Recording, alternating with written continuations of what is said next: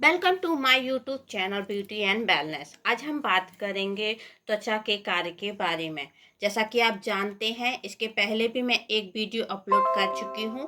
अगर आपने वह नहीं देखा है तो पहले उसको जाकर जरूर देखिएगा, जिसमें मैंने त्वचा की लेयर के बारे में जानकारी दी है कि किस तरीके की त्वचा होती है और कितनी लेयर होती हैं और वह किस तरीके से कार्य करती हैं। जब तक हमें त्वचा की लेयर के बारे में जानकारी नहीं होगी, हम उसके कार्य की जानकारी नहीं लगा पाएंगे।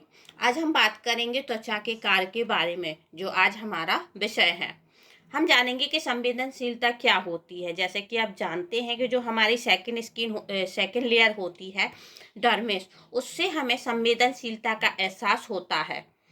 जैसे कि कपड़े धोने वाले डिटर्जेंट, साबुन, इत्र, सुगंध और त्वचा देखभाल उत्पाद संवेदनशीलता पैदा करते हैं। धूप, हवा, ठंड के संपर्क में आने से त्वचा में जलन हो सकती है, जो गर्मी और ठंड, स्पर्श, दबाव, कंपन और ऊतक की चोट पर प्रतिक्रिया करते हैं। यहाँ तक कि बढ़ती उम्र के कारण भी हम त्वचा में जलन के प्रति अधिक संवेदनशील हो सकते हैं। जैसा कि आप इमेज में देख ही सकते हैं, त्वचा में खुजली होती है, जो कि एक संवेदनशीलता का कार्य हो सकता है। ललीमा, जो कि हमारे धूप के संपर्क में आने से हमारे ब्लड को, जो हमारा ब्लड होता है वह हमारी स्किन पे रेडनेस कर देता है, उसको ललीमा कहते हैं। चुभन या जलन होती है, जैसे कि रेडनेस होना, इचिंग होना या हमारे बॉडी पर खुजली सी होना, इसको हम संवेदनशीलता के अंतर्गत ही मानते हैं। अब हम बात करेंगे ताप विनियमन की। जैसा कि आप देख ही सकते हैं, त्वचा में उसकी आवश्यकताओं से कहीं अधिक रक्त की आपूर्ति होती है, जो संवहन, विकिरण और संचालन द्वारा ऊर्जा हानि के सटीक नियंत्रण की अनुमति देता है। फैली हुई रक्त वाहिकाएं छिड़काव और गर्मी के नुकसान को बढ़ाती हैं, जबकि संकुचित वाहिकाएं त्वचीय रक्त प्रवाह को काफी कम कर देती हैं और गर्मी को संरक्षित करती है। यानी कि ताप विनियमन हमारी बॉडी में गर्मी को संरक्षित करता है और जो रक्त वाहिकाएं होती हैं उनके प्रभाव को कम कर देता है। अब हम बात करेंगे अवशोषण के बारे में।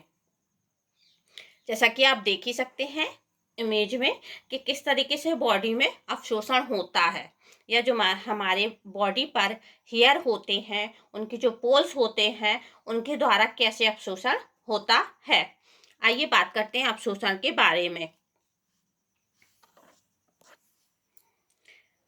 अवशोषण त्वचा की सबसे बाहरी पर 0.25 माइनस 0.40 मिनिमम वाली कोशिकाओं को लगभग विशेष रूप से बाहरी ऑक्सीजन द्वारा आपूर्ति की जाती है।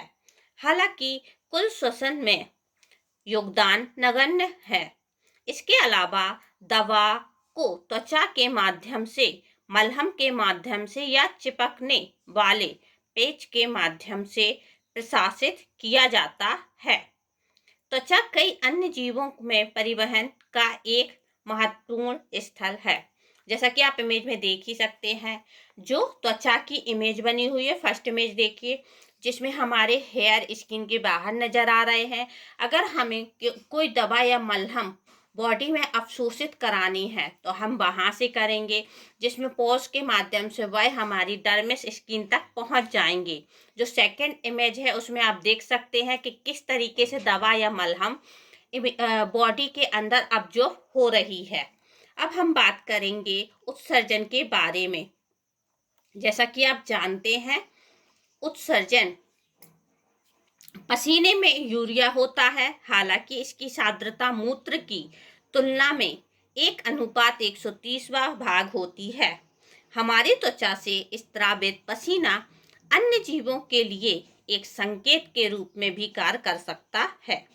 कई जानवर अपनी त्वचा की ग्रंथियों से अपने क्षेत्र में चिन्हित करते हैं, जिसमें उसकी उम्र, स्वस्थ लिंग और साथी के लिए उपलब्धता के बारे में जानकारी मिलती है। अब हम बात करेंगे विटामिन डी के बारे में। जैसा कि आप देख ही सकते हैं। 15 से 20 मिनट के लिए न्यूनतम इरिथेमा खुराक के हल्के गुलाबी रंग को प्रेरित करने वाले यूवीबी विकिरण के संपर्क में आने से 250 माइक्रोग्राम विटामिन डी यानी 10,000 IU तक का उत्पादन प्रेरित हो सकता है।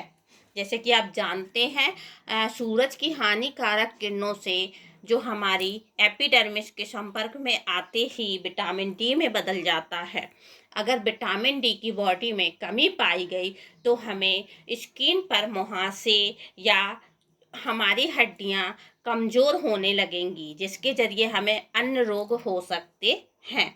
यहाँ हमने त्वचा के कार्य के बारे में बात की है, जिसमें हमने जाना उत्सर्जन, विटामिन डी, अवशोषण, इनके क्या कार्य हो सकते हैं और यह हमारी बॉडी में किस प्रकार से कार्य करते हैं। धन्यवाद। लाइक, कमेंट और चैनल को सब्सक्राइब करना ना भूलें और बेल आइकॉन पर जरूर क्लिक करें।